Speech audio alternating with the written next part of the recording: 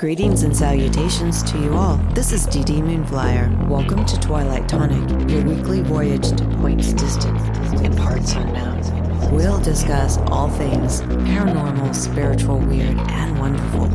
So if you're ready, grab your favorite tonic, your best comfy chair, and let's begin.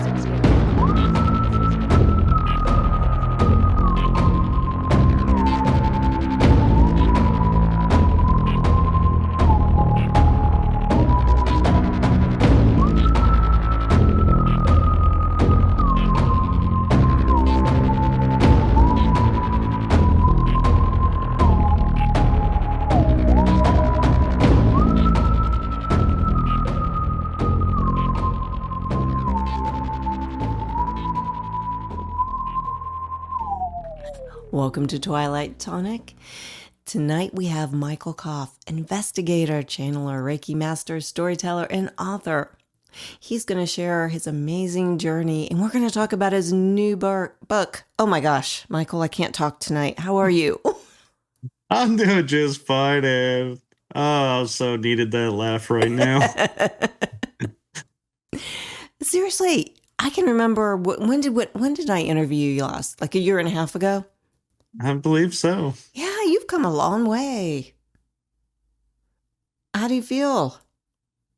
You know, I'm still in the euphoric state. I'm like, I don't know how I do what I do. I just know that it's been done, and it's like I still wake up and I'm like, oh man, I got it. Oh wait, no, never mind. That book is published. I don't have to push that book right now.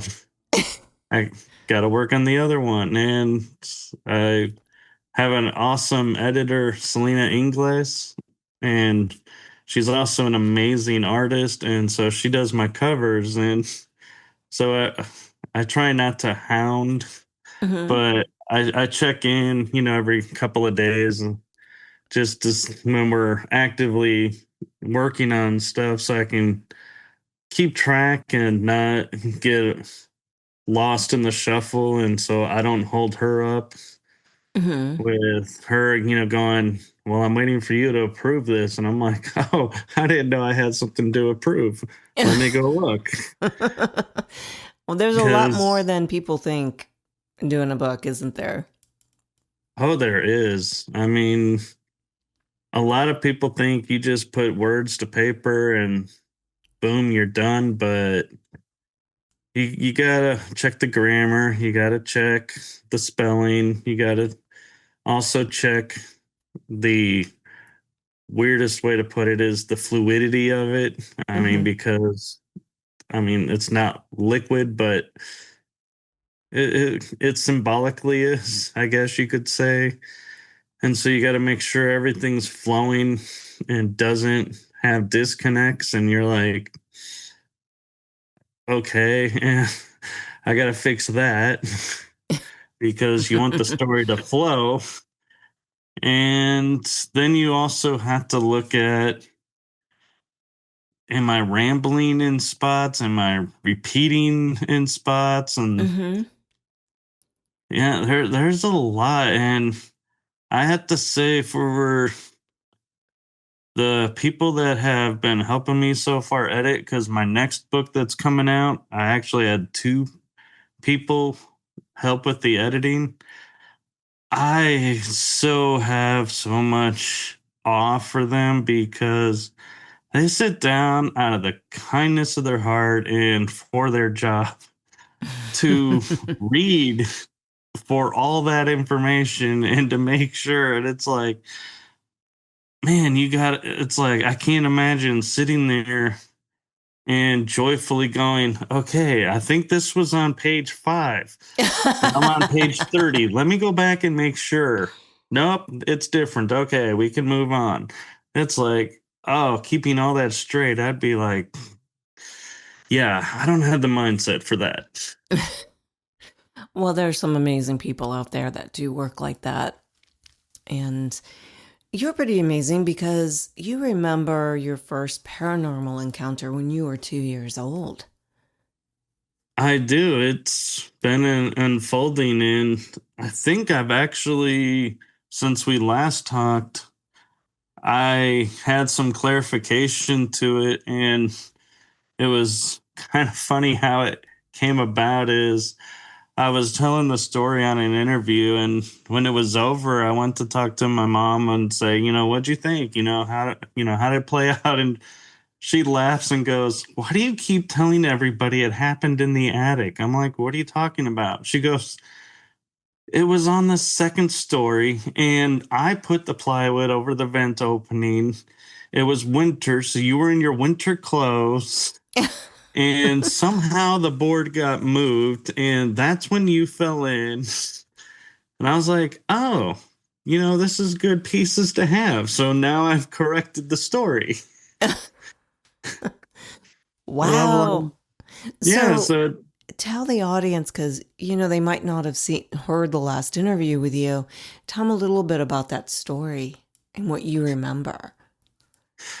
so I'll just give you all the story unfold from beginning to end. I'll leave out the like unfolding of how and what pieces came when. And so the story is I was upstairs playing on the second story of our house that had and this is up north, so you can imagine there's an attic, a second floor, first floor, which is the main floor, and then a basement. Well, I'm playing around this vent opening. I don't know why. I just was. And as my mom pointed out, the board was moved that she had put there for safety. And I'm leaning over and I feel something grab me and I start falling in. Well, as I'm falling down, this white being comes up and is like grabs me and like I quote it as being pulled out of time because we start to have this conversation of what is the future going to look like, what gifts am I going to do, what is my purpose going to be, and how this is all going to unfold, what is going to trigger what. Hmm. And then I'm put back in, and there's a loose wire that catches my left eyebrow where I got cut by it. And to this day, no hairs grows in that spot. So I'm constantly reminded of this story and memory of it. And I hit the concrete in the basement. I get up and everyone's like, "Oh my God, are you okay? Are you okay?" I'm like, "I'm totally fine. I don't feel any pain. No bones are broken. No, nothing." And my mom's like, "Well, maybe it's the padding from the winter clothing that we're bundled in." Hmm. Because you can imagine back in the 80s what you looked like as a kid bundled up for the winter. Oh, I remember that. I'm an Xer, of course I So do. I uh I attribute to I think that being set me on the concrete. Hmm. And what's funny about the story is perceptions. And my perception has always been how amazing, at 2 years old, I'm having this conversation with the bean. Hmm. And another person that was interviewing me goes, "Actually, I think it's more amazing that you're able to understand this bean." And I was like, I never even thought about it. But I was like, and I started laughing inside because I was like, that's true. I never thought about how did I Hmm. understand this being? At 2 years old, right? Yeah. But the amazing thing is, the more I interview people and the more I hear, even with my own experiences as a kid, it's it's worldwide that they remember Pacific experiences when they were that young. and they understood everything. I It find is, it's fascinating. and it even gets funnier because as doing podcasts with on my shows as well, I have had guests come on and they're like, "Oh yeah, we deal with the shadow beings and they're this, and this." And I sit there and I get this look on my face and it's like, I grew up in my teenage years like playing games with shadow beings. I did not know that they were these negative things. Yeah. And I and then I started thinking about it and I was like, the beings I was playing with meant me no harm because there was ample opportunities they could have harmed me if they wanted to. Hmm. But obviously they were not. And so then I was like, it started me going down the path of, maybe there are good ones out there. Maybe we need to stop judging all the beings by who they are and start looking at them by what are they doing. Right, right. I've heard several, like you said, several different twists on them. But then I also hear people say, well, it never hurt me. It was more curious about me. And I think there's a lot that we just don't understand. I think there is, and some of it I feel like, and I go into this on one of my podcast shows more than the other, is we view it as a spirit that's here and is earthbound and from the earth. And I started thinking, you go in the astral plane, there's shadow zones. Can the shadow beings be from there? In which place they are not from Earth, they're from another dimension or another plane. Hmm. And if that's possible, can some of these spirits that we are meeting at locations actually be beings from another place? And Right. we're misidentifying them because we're assuming they're from here. And I've had a few people agree with me and a few people tell me, nope, that's not possible because we're all that's Oh. out there. And I'm like, okay. You know what I always tell people? We're not the only ones out there. That makes no sense. I know. And I watched the movie Contact, and Matthew McConaughey's character, I love that movie. I'm pretty sure I'm remembering this right, is the one that says, our galaxy is very vast and it'd be an Hmm. awful lot of wasted space if we're the only life out there. Agreed. 100%. Absolutely. I mean, I don't know. I feel pretty lonely if we're the only ones out there.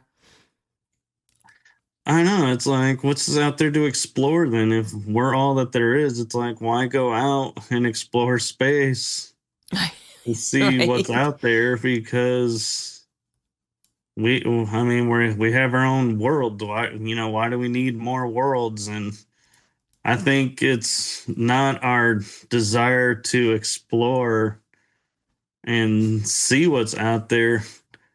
I personally think it's our desire to either return to or meet other beings out there Right. and become a galactic world instead of a planetary world. You know, nothing would make me happier than a Star Trek lifestyle. Oh, I know.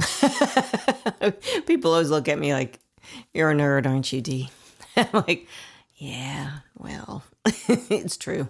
What can I I, say? I Yeah, and I think the interesting thing about Star Trek that I think a lot of people overlook is they go by star dates. They no longer use years, Hmm. and there is no clocks anywhere on the ships. I know, right?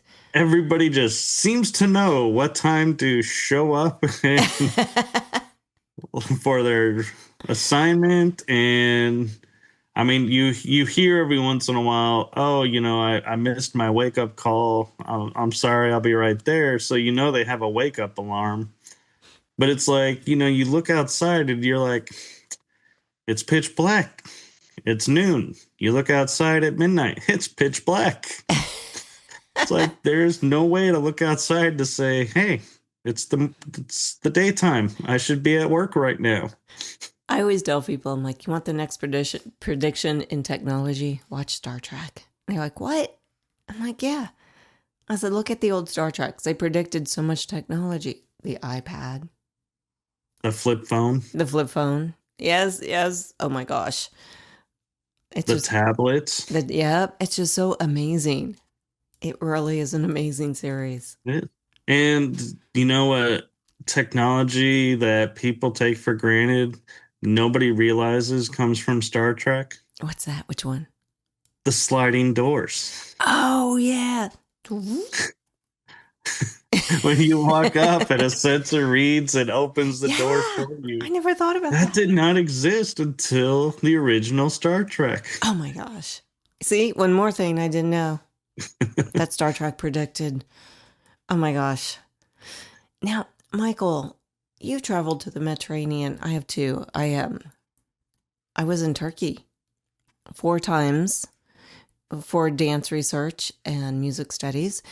And I can tell you right now, it changed my life. The Mediterranean also started something big for you. What was that exactly? So it kind of confirmed for me the notion of past lives and also ancestry, because I always have had memories of, say, Rome and being, what Rome was like. And I could always picture like legionnaires and all of that.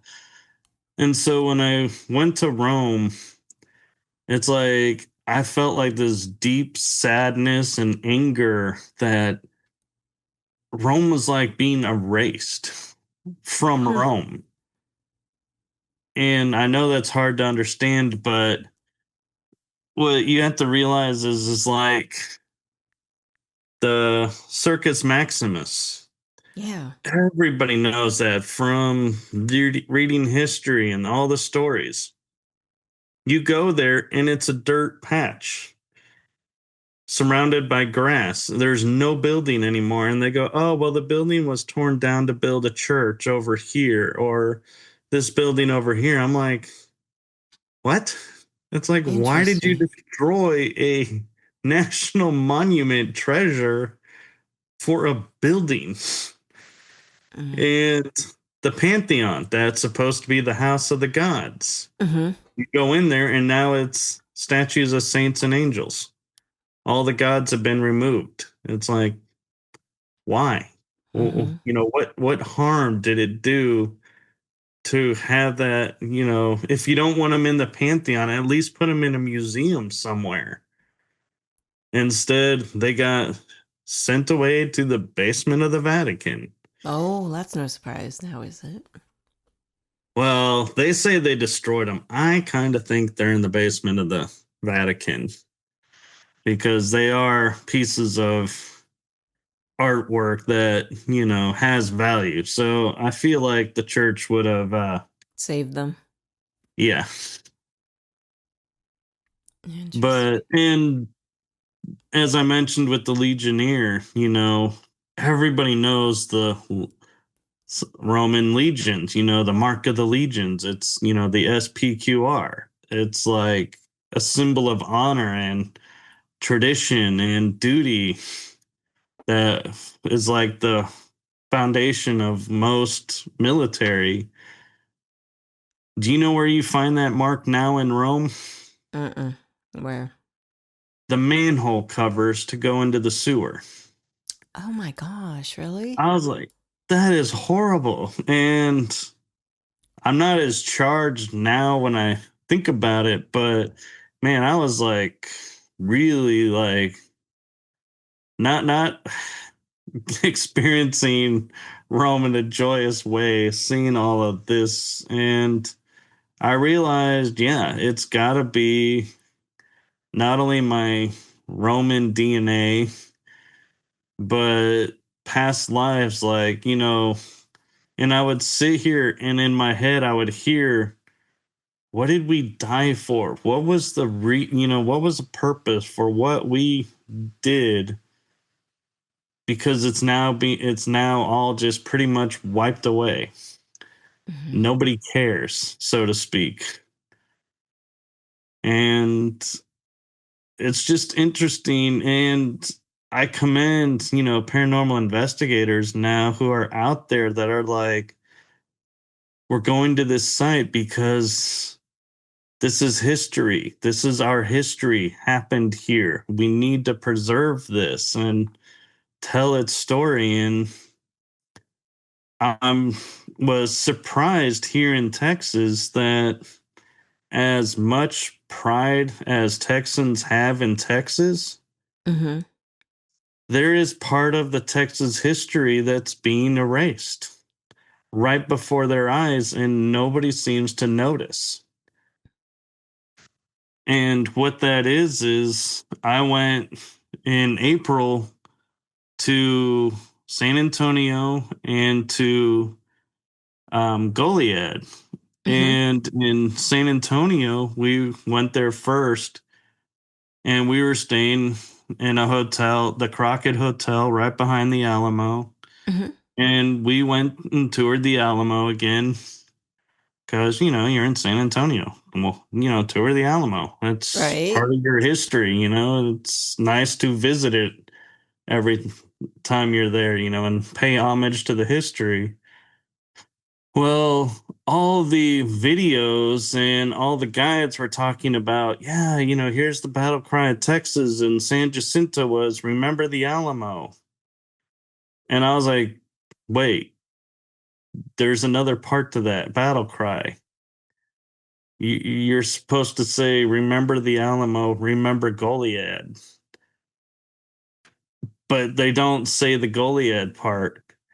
And when I went to Goliad, they were talking about how, and Goliad was such an important part of Texas history and how it's part of the battle cry. And I actually learned from the tour guide there. She was talking to me on the side because I was asking her, about how the people in San Antonio, I'm sorry, are not mentioning Goliad. And she could not believe that because Hmm. she said Fannin was on his way to the Alamo Right. and had to turn back because they couldn't get over the river. They couldn't ford the river in time. And the Mexican troops were starting to enter the city. So they turned back and tried to get back into the fortification there to try and buy the Alamo some more time. And I was like, what do you mean he was on the way to the Alamo? I never heard that. The history that I was taught of Goliad was he dragged his feet, didn't go to the aid, and was captured in the city, and they were executed, leaving the fort. And I was Mhm. like, so I had a whole different picture after talking to her of Colonel Fannin. And I was like, in my head, I'm like, man, I'm so sorry, Colonel Fannin. I have misjudged you for all these years. And I am so sorry. And I also learned that this is one aspect that totally blew my mind. The massacre at Goliad took place on Easter Sunday. Oh. And the Mexican army and the Mexican people are highly religious.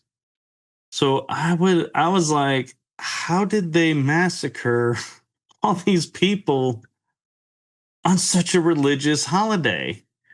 And they're all everybody goes, well, they were following their orders. They follow orders. I'm like, I don't think so. I would really think that they would be like, this is wrong because this is Easter. Mm-hmm. But no, they said that's what happened. And I also learned that there was a lady who was tending to the Mexican army there who was smuggling Texians out of That's the prison. interesting. And so I was like, what? And they call her the Angel of Goliad. And I was like, I had never heard of that either. And so that's why I think it's important for one to go and visit these places, but it's also important to talk to people about what happened there, learn the truth of what happened there, because when you learn the truth, you get a whole new perspective. And as a paranormal investigator, I can tell you next time I go to Goliad, I'm going to be sitting there and having a totally different conversation with Fannin if I can connect with him or, the troops, and even be like saying to the Mexican troops, how were you, how did you carry out this order on this sacred day? Mm-hmm. What possessed you to do this? Why would you do this? Because it's like, you got to think about it is, you have, say, 300 guys, in a fortification. They're not going anywhere. So, it's Easter Sunday. Why not wait till Monday? It's like, kill them on a non-religious day. It's like, what significance was it to killing them on Easter Sunday? Maybe because they knew that they wouldn't expect it. Oh, I think they knew. I mean, you're in prison. I think they know your days are numbered because the Mexican army does not keep prisoners for long. Mm-hmm. So that's why at the Alamo they were like, "I'm not being taken prisoner. We're not. We're fighting to the end." And there is even the Alamo has its own mystique because we found out, Travis, sorry to say, never drew a line in the sand Mm. because that just wouldn't happen. It's like under siege. You're not going to take the time to draw a line and say, "Okay, let's do this." You're just going to say, Run. "Whoever, is with me, stay here. If you want to go, you can leave." You're not going to actually drag a sword across the ground and take that time. Time was limited because you never knew when the next shell was coming. And the other thing that's interesting to me is I've been trying to look into and do some investigations around is the fact that there is documents of Davy Crockett being in Alabama after the Alamo. Mm-hmm. And I find that maybe a little suspicious because, he fought for Texas and was given land for fighting in Texas. Mm-hmm. Why would you go to leave Texas after you witnessed what you witnessed there? Right. And some say he died at the Alamo, and there are documents that show after the Alamo that they had a prisoner in Mexico City under the name Congressman David Crockett.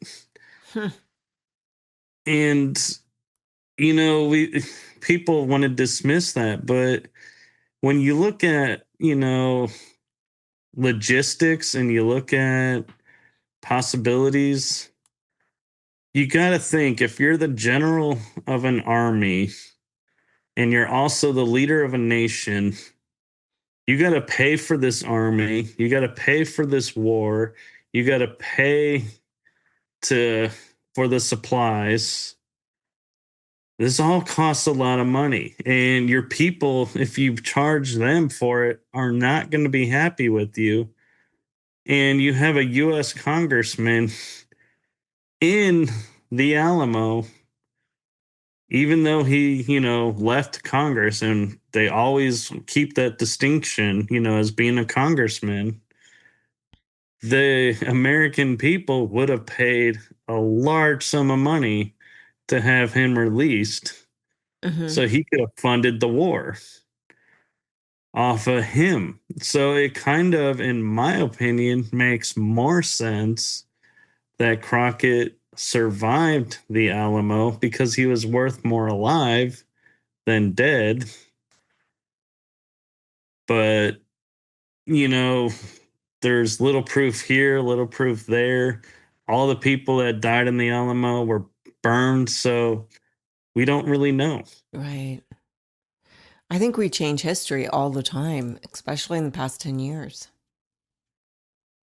I agree. And what people need to realize is history is What teaches I us what not to do again? well, not only that, but as a history major, I was surprised to even I never thought about this until I saw it on a TV channel was history, but they turned it and and made it story. It's a channel based on stories and sharing the stories of our past and everything. And when I looked at it, I saw history, and you break it up is actually two words: his story. And Hmm. when you start to think of it that way, it's like you start to go, well, whose history are we studying and being taught? Who, his story. Well, who is his, and why is his story more important than the other story? Right. And then there's also a thing that if you're a history major, you get taught, but if you're not, you don't get taught, and that is history is written by the victors. Hmm. So if you'll hear all the times like, barbaric acts happen in the war, but you only hear of one side doing it, not the other side. And it happens on both sides. But when you're the victor, you're like, mine have been justified because we won. So therefore, we're going to say this is why we fought the war was because of their barbarism. And all of our history has been skewed and biased. And we don't have a full story and a true story. We just have what's been justified to explain away things that have happened. Right.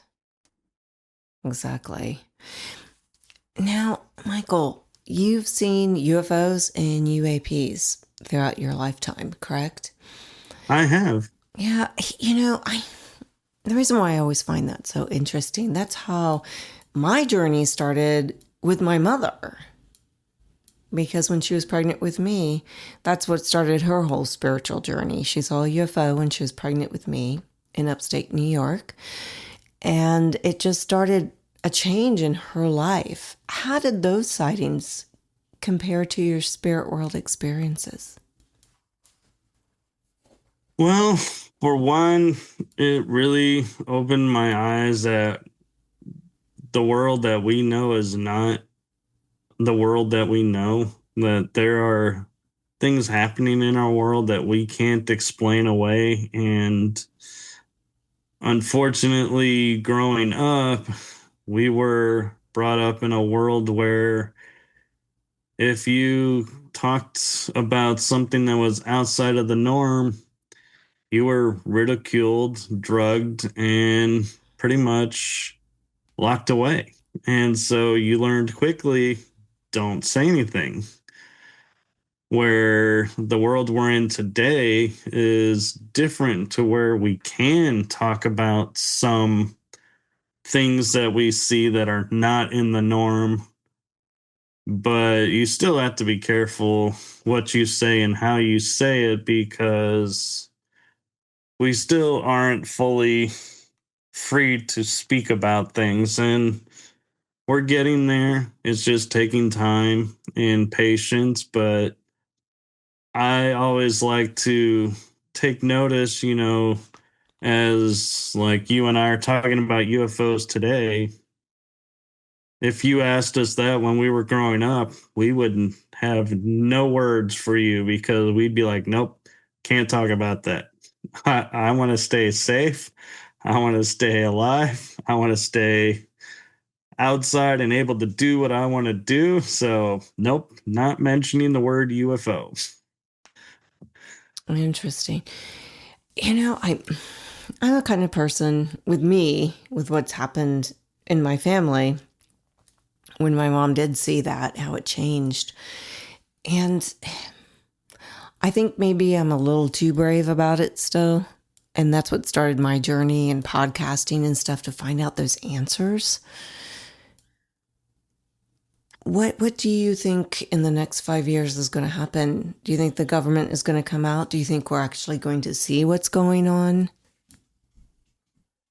I personally feel like in the next 5 years, our governments aren't going to be running as much as we think they're going to be running. And by that, I mean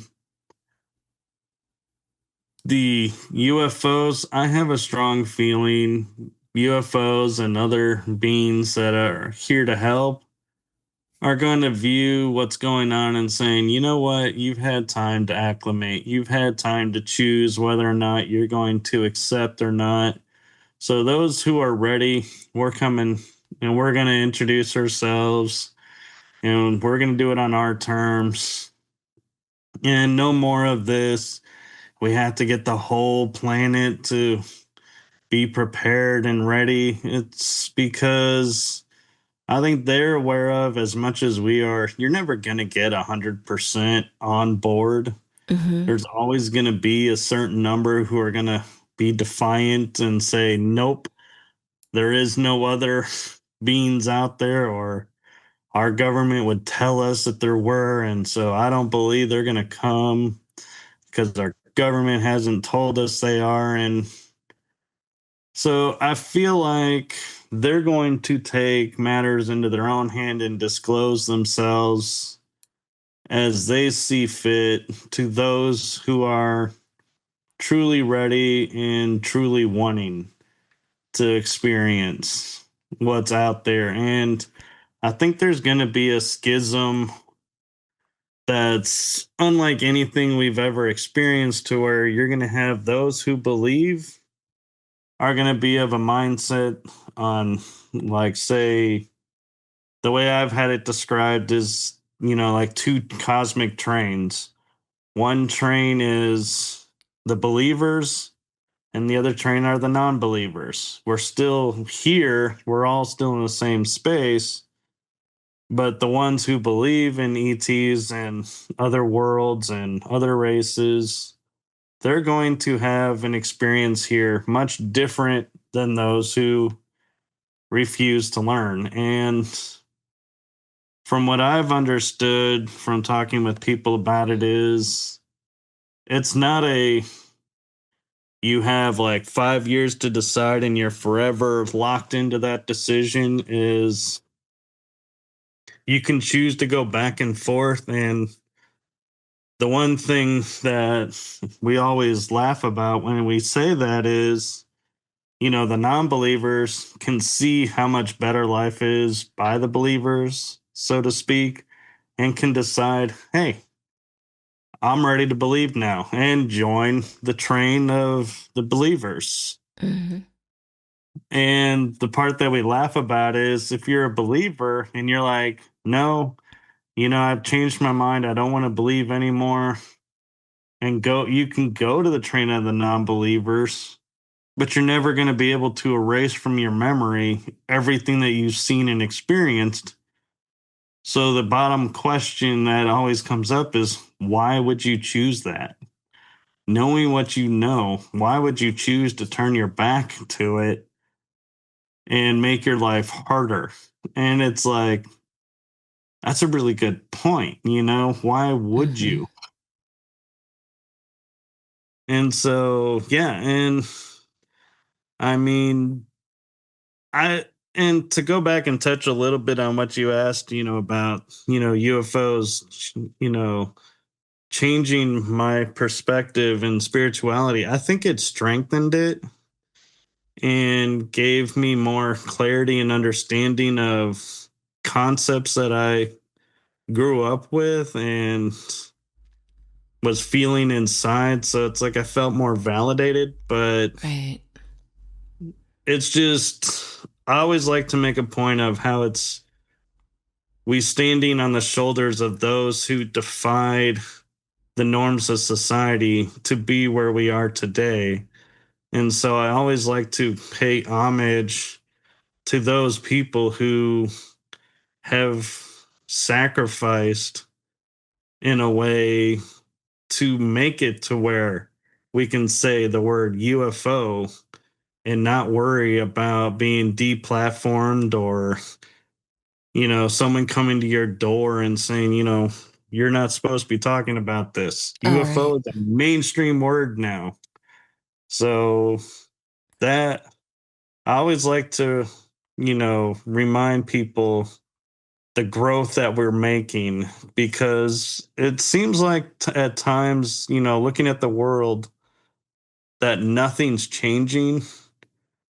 But when you look at the little things like, UFOs or star beams or aliens or, portals are now mainstream topics, Right. Yeah. that's a major change, actually. That I feel like, yeah, things are changing. It's just not on a galactic scale, it's more small scale, but all the smalls are going to lead to a big, but everybody wants the big and doesn't pay attention to the smalls. And I'm like, yeah, there are a lot of quote spiritual victories happening. We just got to pay attention. Oh, I think so too. I think, like you said, UFOs, UAPs, it's becoming very mainstream. And I think that's an important thought for people that have had experiences that haven't come out because there's still that stigma. Oh, you see little people, little gray men or whatever. But I think there's so much more to it than that, don't you? Oh, there is. And I feel like today, if you were to say, "Oh, I've seen an alien," I think there's more people today that would be like, "Ooh, tell me about it. I want to hear Yeah. about this." And so you are able to come out with it. Just, yeah, you have to be careful with the details, like, and one thing I'll say about that I was reminded of with a guest of mine that was on my show, and he's a famous TV personality. And he pointed out when we were discussing like drama and all the stuff that's going on in the paranormal field, that the bottom line is if I am not witnessing what this person is witnessing firsthand, I have no ground to judge this experience. Oh, my goodness. Absolutely. He's absolutely And right about that. yeah, and so we had to take everything at face value. So like when you say like your mom saw a UFO when you were, in the womb or being Hmm. born, I'm like, that's really cool. And I'm going with the perspective of your mom saw something she couldn't identify in the sky. So it's a UFO. I'm sorry, I don't like the term UAP. I prefer UFO, and Yeah, she's I'm not the gonna, only one that saw it that day. A car behind her pulled over at the same time. yeah. And but now if I was there and I was like, And I saw it, and it's like, oh, you're misidentifying this. That's different. But we need to stop judging and nitpicking everybody's experiences based on our experiences because we weren't there.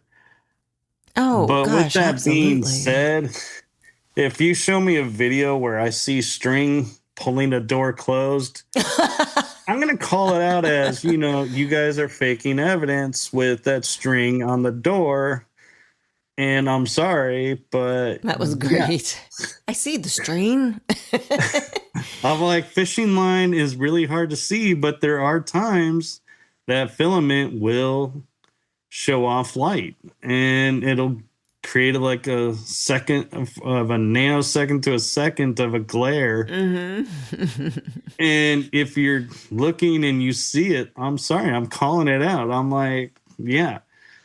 But now, with that being said, if a door closes and I don't see anything as a reason why, and I see the footage of behind the door and in front of the door, at the same time, I'm more likely to believe the door closed on its own without being there to know if the house is off center, doors will close on their own. Mm-hmm.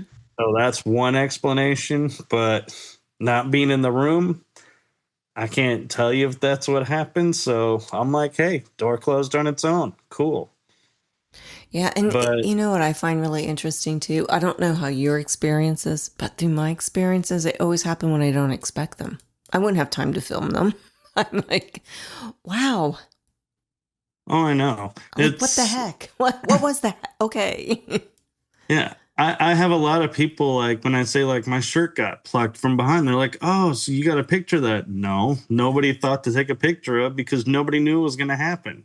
Nobody was around Exactly. me. Right. Or I saw this UFO. Well, you took a photo, right? No. No, because I'm in awe of seeing what I'm seeing.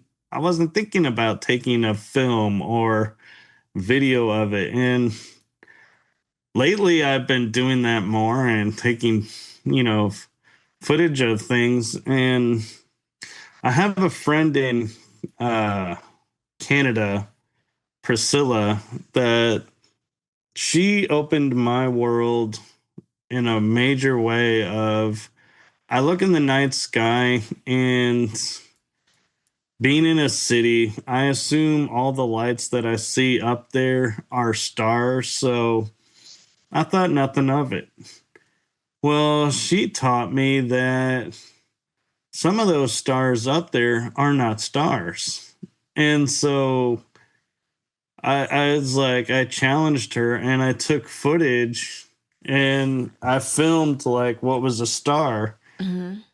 And I was like, it amazed me holding my camera phone still because I had that ability. I'm filming this, and the star that I think is a star, is in constant motion and constant reshaping. And I'm like, stars don't do that. Hmm. Interesting. Star is a ball of gas, so it would be like, like a gas cloud. It may reshape a little bit, but it's going to stay the same. I mean, these were changing color, changing, it would be moving down, up, but you're not seeing that with the naked eye. And so I was like, my God, this is a light ship, as she calls it. And I always thought it was a star. And so now it's like I look in the sky and I'm like, how many of you are stars? And how many of you are, light ships hanging out? And it's like amazing how when you don't know and you just go by what we're taught, how much stuff is actually in front of us that we don't see. Mhm. Yeah, exactly. And another thing that, I started thinking about because, when we start to think about like our history may not be what we thought it was or was, or taught the true history. What about other like science, is science what we really think it is? Or, all these other fields of study, obviously English, we're speaking words, so we're going to take it at value of what we're saying is what we're saying. But what I'm getting to is I've been starting to think recently, like we say, grass is green. How do we know the color of grass is green? Because someone told us Mm-hmm. and nobody's challenged it. That color True. that we call green could be in somebody else's world brown, but or the sky being blue. It's like we just naturally accept that that's blue because we've been told that's what that color is.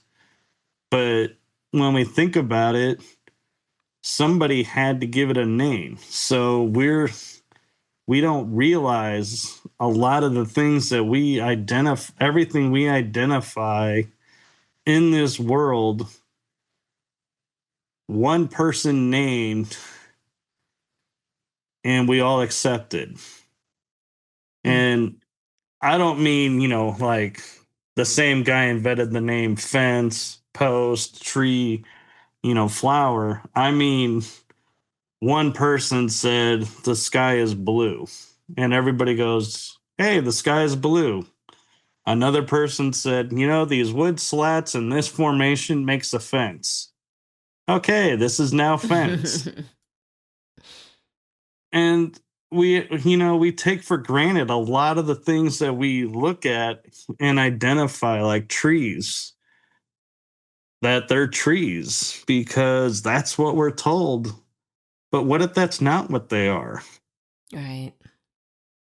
And so that's where I like the minds of paranormal investigators to be, is not accepting everything is because what we've been told, and challenging it. Like, one aspect I'll say for the paranormal field is, we see what we call intelligent spirits, where they're going through motions and responding to us.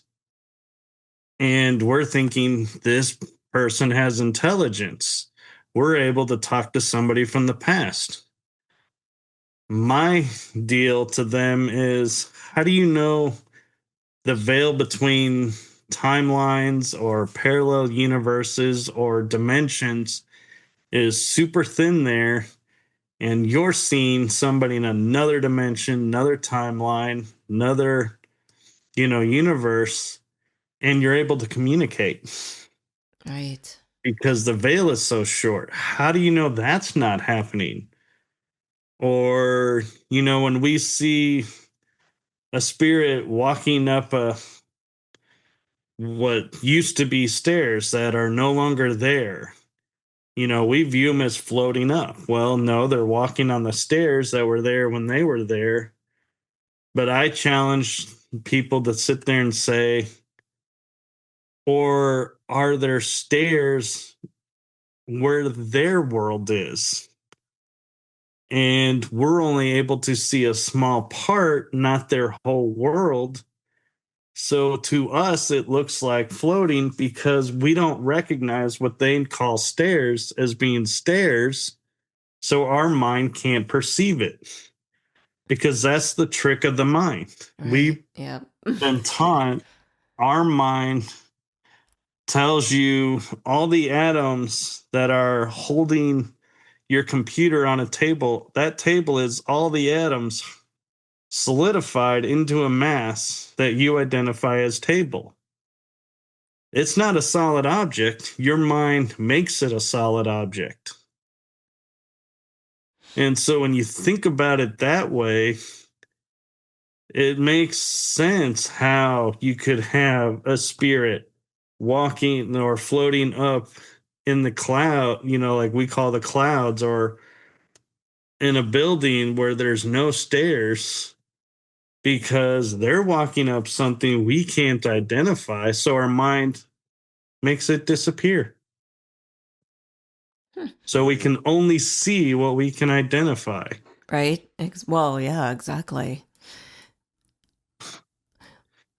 Michael. So that's where I see the future of the paranormal field is branching out of the norms of what we've been told for the past 30, 50 years of, researchers, and taking their work and taking it beyond and going and pushing the envelope to get Mm. more possible answers than just justifying what's been told before us. And so everybody's like, yep, here's our proof of that. So we've done our job as investigators. So, Michael, what's next for you? You've written your book. What's coming up for you that's new and exciting for Michael? So I've written the first book of my Awakening series, and in October I'll be releasing book 2 and publishing it hopefully beginning to middle October. And then November and December I plan on releasing books 3 and 4 and completing the series. And these books, I call it the Awakening series because it is my journey of self-realization, 0 point to current. So it's sometimes as in fluid timeline, meaning in order of, from kid to adult. But sometimes my awareness doesn't come that way. So it may be kid, adult, back to kid. And so I try to make it fluid, but at the same time, it's not always unfolding that way. So sometimes I'll be like, hey, sorry, but this is how this unfolded. So bear with me. Oh. Okay, Michael, I have a fun question for you. All right. I mean, I'm a big foodie. Let's just say that. After investigation, what is your favorite food or coffee drink afterwards? Actually, I'm sorry to say, usually after investigations, I'm on the road home or going to sleep or getting up and heading home because I got stuff to do. So I'm kind of boring is I'll actually stop in and get like a bai or a vitamin water or a soda to Keep get me you home. awake. But I can tell you though, before investigations, my favorite is to get like Italian or maybe some like barbecue. That's Because, hilarious. being in Texas, you got to get the Oh, barbecue yes. in. Michael, you're such a pleasure to talk to. I hope you come back on. Oh, I'm happy to come back on anytime you are willing to have me on. Of course. Of course I will. It's wonderful talking to you. You have a great night, and thank you for coming on. Well, thank you for having me, and have a wonderful rest of the weekend. I will. Good night.